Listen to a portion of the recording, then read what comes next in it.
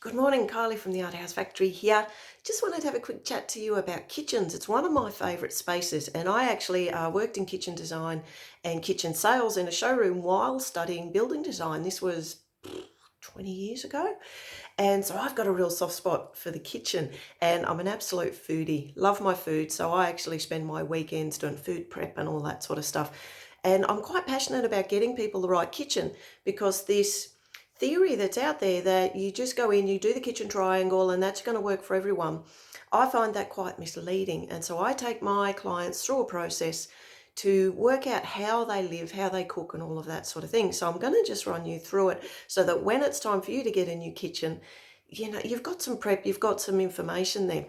The first thing I do is I send people away and go, I want a list of what you've got in your kitchen in terms of your appliances, big items, those sorts of things. I want you to also go away and think about what you cook and how you cook. And that one's quite a challenge for people because a lot of people who see the kitchen or cooking as just a function that they do, they're not really passionate about it. They don't pay much attention. They just get in, they do what they've got to do, they clean up, they leave. But what you need to do to get a kitchen that really works for you is to know how you cook. And it's simple things like, do you stir fry a lot? Do you use a Thermomix a lot? Are you microwave heavy? Do you bake? Do you fry a lot? As an example, I fry a lot of things and I bake a certain amount of vegetables in particular. And I'm not a sweets person, so if I was writing this list, it'd be, like I fry like crazy on the cooktop. I bake a lot of things, and I make, salads and things like that. So it's stuff like that. I've got friends who love their Thermomix, barely use their cooktop. So I want to know these sorts of things with my clients, and I want them to write it down. Then I want them to have a think about how they move in the kitchen. Are you the sort of cook who wants to just stand there and have everything within arm's reach? Do you want to be able to go, yep, I want my knife, I want my egg flip, I want a chopping board, I want a bowl, do you want all of that sort of stuff? Just really handy and close. The other thing is a lot of people really, really love the idea of a walk-in pantry or a butler's pantry. And as soon as I hear that with people, I go, why? Why do you want one of those things? And a lot of the answers come back, it's just because I want one. And there's nothing wrong with it. There's nothing wrong with it. So we need to discuss the ups and downs of those sorts of things. A butler's pantry or walk-in pantry requires more space. And therefore, if you're putting more space into the actual floor space required to walk in and out of that, you may end up, given the space you've got, you may end up with less storage. And it's also a lot more physically draining if you've got to keep walking into another room to get things like that. So I've had walk-in pantries before, love them. I've had pantries in the kitchen with the big drawers. Blum in particular, love that company in terms of their pantry, the drawers in their pantries. Both of them work just as well, depending on your space, your budget, and how you want to cook. If you're someone who wants to have everything at hand, then I'd probably lean away from a walk-in pantry. If you're someone who likes to have different prep areas, you want your tea, coffee, and toast over in one area, and you want to cook your night meals, prep your night meals in another area, butler's pantry might work beautifully for you.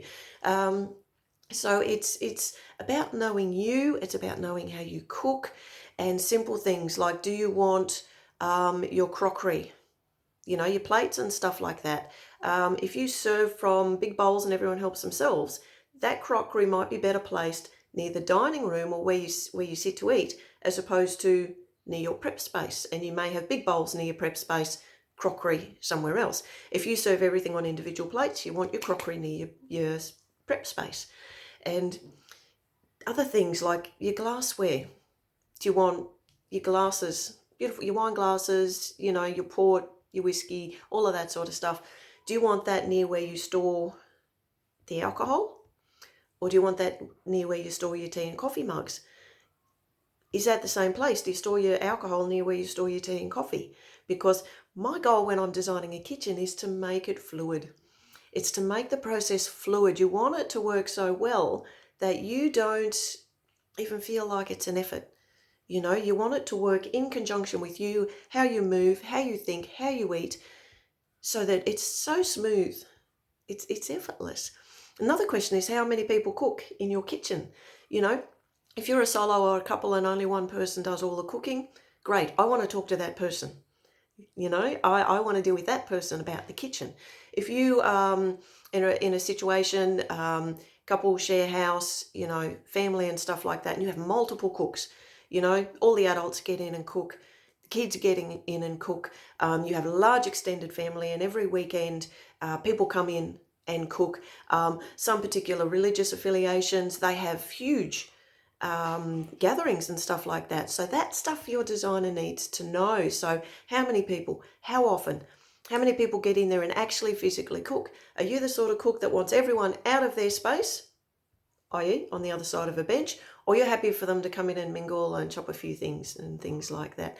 Write all this stuff down, get it to your designer. It's all really, really valuable to get you the kitchen that you want. And you may find that the work triangle doesn't work for you once you sit down, you think about all of these things, and you work out how you actually live, how you actually cook.